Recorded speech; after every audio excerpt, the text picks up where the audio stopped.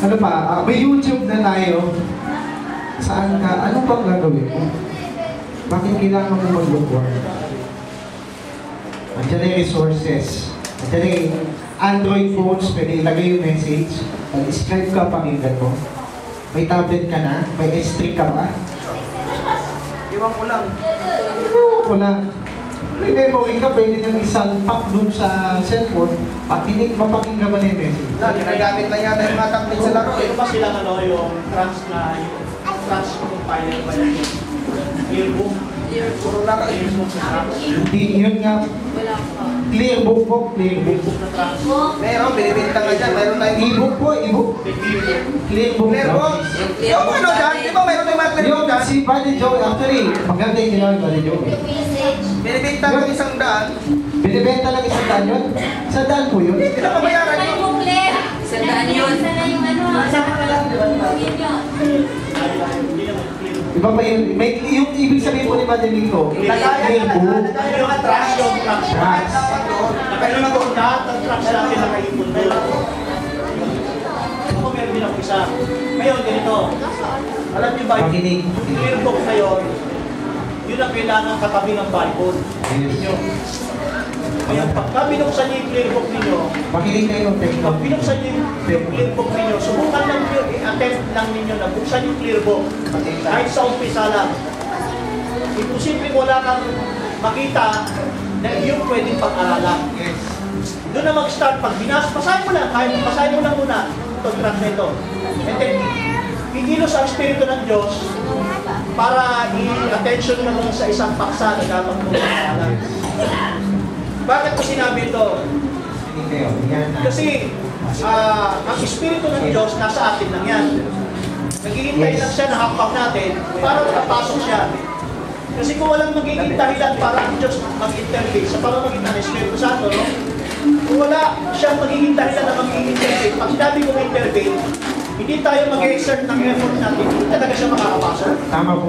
Kailangan din talaga kumilos din tayo. Kailangan turuan din natin sarili natin na sa isang bagay na hindi natin nakakasanayan, kung hindi natin nakakasanayan. Lifestyle natin. Yung, sabi nga ni Sister Remy, hindi mo pa ito lifestyle. No? Pag sinabing lifestyle, palagi ano yun. Kung hindi mo pa lifestyle, effort mo muna. Kailangan, sabi mo yung sarili mo na itikit mo talaga doon. Sa training na kailangan basahin mo to. Pag-aralan mo to, ano ba yan? Nandiyan yung Bible mo, basahin mo to. Within 15 minutes lang, 15 minutes na nagbasa ka, katabi ng Bible, nagbukas ka ng Bible, within 15 minutes, may papasok na mensahe at tutulungan ka ng Espiritu Santo. At doon mag-i-ignite. Doon kikilos yung kapangyarihan ng Espiritu ng Diyos na pag pumasok ka doon sa Spirit of Revelation, magiging, uy, ganda pala. Ngayon, Makinig kayo. 15 minutes mong pinag-aralan and then sinubukan mong i-share. Ang cause and effect, pag sinare mo, buhay mo yun. At ikilos ang Diyos by His Spirit to ignite your spiritual condition, di ba? Boom! I-ignite ka niya ngayon. Maganda pala. Encourage sa sarili mo. Pag susunod na pag-uwi mo, hindi ka pa nakakauwi ng bahay, nag-iisip ka na kung ano yung gusto mo pag-aralan kapag nakashare. Alam nyo, there is power kapag nag-share kayo dyan. Ang kapangyarihan ay nandoon sa nagsasalita. Sabi ng Biblia, sabi sa Biblia, Romans, righteous is, yung umuupot, nakikinig, ang hindi lang yun ang ano,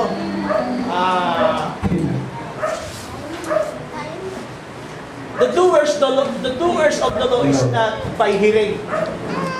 The doers of the law is, sabi nga no, di ba? Yung gumagawa ka. Yes. No, yung ano ba yung gumagawa ka? Yung gumagawa ka ng search ka. And then nag-share ka na, that's works. Pag nag-share ka na, in-uttered mo na yung pinag-aralan mo, yun na yung works mo, yun na yung effort mo. Ngayon, narinig to ng iba, napakinabangan, na-enjoy din nila, na-revive sila, nagamit ka. Yes. Mag-share ka na.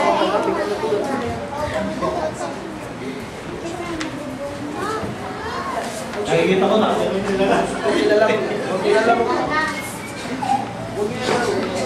Sabi ng Bible, the doers a righteous man is not only a hearers of the law, but the doers of the law. Are justified. The hearers of the law are not justified, are not just. But the doers of the law are the just. Yung doers of the law. So, nag-uusap tayo dito na, halimbawa, tayo ay pinatamaan ng lukewarm. For example, may lukewarm spirit tayo. Walang tayong gana talaga. Lahat ng tao dumadaan dyan. Lahat tayo dumadaan ng lukewarm spirit. Okay? So, para maisalba natin sarili natin, hindi tayo magkapos ng lukewarm spirit, kailangan may gagawin tayo. At yung gagawin natin, kailangan magsikap tayo na sa sarili natin. Una, kung hindi mo kaya bumili ng 12 book, pira-piraso mo ng tracks. Kukuha ka ng isa, dalawa, tatlong tracks. Bumili ka lang, meron din kay Brother Francis. Tapos, uwi mo sa bahay, doon sa bakanting oras, doon mo siya napitin. Doon sa bakanting oras mo, doon ka mag-devote sa Panginoon. Pag-aralan mo yung track, sabi ko nga, 15 minutes, mamili ka, sumalit sa track na nakuha mo. Mamili ka, within 15 minutes, pag-aralan mo, katabi ng Biblia. Pag sinabi kong Biblia, kasi may mababasa ka, ganito yung verse. Ang gagawin mo, buksan mo yung Bible. Hanapin mo doon yung verse. Tapos, ang comparison nito, ito yung verse ha. Tingnan mo sa Bible, buksan mo yung Bible. Pag tinignan mo yung Bible, ito yung sinabi sa scriptures. Then ito yung paliwanag sa tracks. Ikukumpara mo ngayon. Okay? Ngayon, ay, ito pala yung sabihin nun. So, unti-unti ka na pumapasok ko sa yung ignition ng power of the Holy Ghost.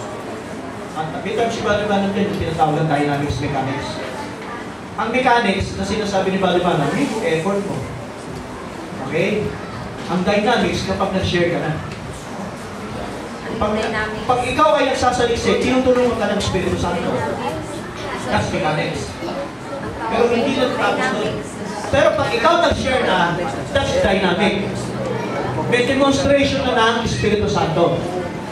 May demonstration ng, pag ikaw nag-share, may demonstration yun ng Espiritu Santo. Okay?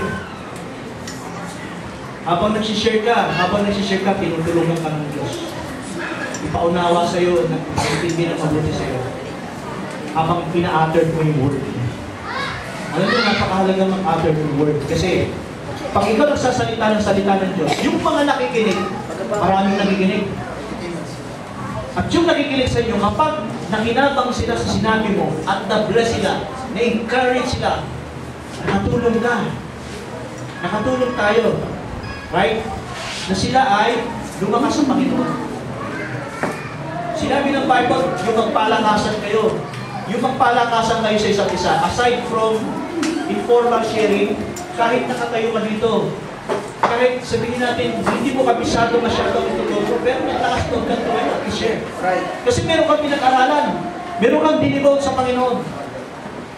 Nasabi ko nung nakaraan, sabi ko kapag tayo po ay nakaalam na ng mensahe, nalaman na rin natin yan.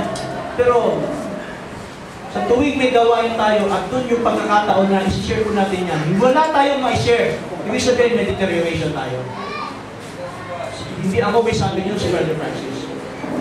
Kapag hindi ka na makapag-share, ibig sabihin, totoo na sinabi ni Brother Francis yan sa mga sa home class. Pakinggan ko yun sa home class eh. Sinabi ni Brother Francis, pag hindi mo magawang mag-share, ibig sabihin, may deterioration ka. Kahit alam mo yung mensahe, kahit kaya mo ito i-share, pero wala kang nakasloob na mag-share.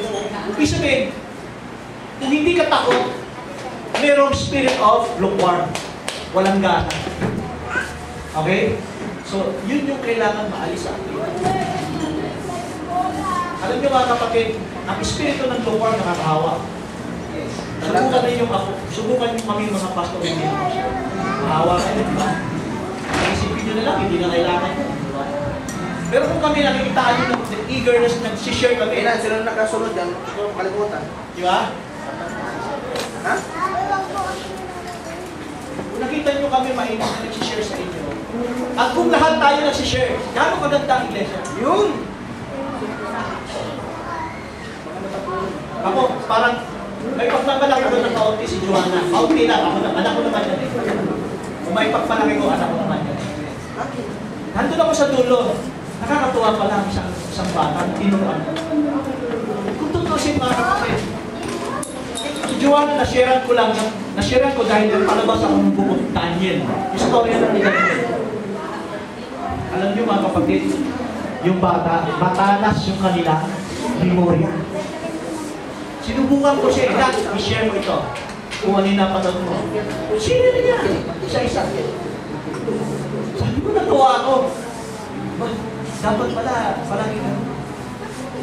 Ngayon, minsan ng bata kasi, minsan visualize sila eh. Parang mas madali nilang may share kung nakikita nila eh. So, ibig sabihin, hindi masama kung meron kayong TV at katindi yung mga bata, ipaliwanag nyo lang sa kanila kung ano yung mali, kung ano yung tama. Okay? O mas maganda, ang pinapanood natin sa kanila, spiritual. Yung mga aral sa Biblia. Kasi, kung mapipick up ng bata yung mga aral sa Biblia, hindi pa nila, kabisado yun, hindi nila naiintindihan yan. Pero dahil napipick up nila, kaya nilang i-report. Could you imagine bata, mag-share ng ganyan? Napaka, napaka-precious nun. Kung ikaw ang tatay, at ikaw ang tatay na ang anak mo nagre-report, naramdaman ko mismo, I'm very proud of my child. Kahit hindi ako perfect sa kanila, hindi ako perfect ang kanyang mama. Ako medyo hindi ako perfect sa anak ko. Pero, nakita ko pala pagka nagawa pala ng anak mo yun, very proud ka. At short testimony mga kapatid, hindi ba nakaikot ako sa mga kapatid? Paki-post lang naman. Brad, paki-post lang. Okay.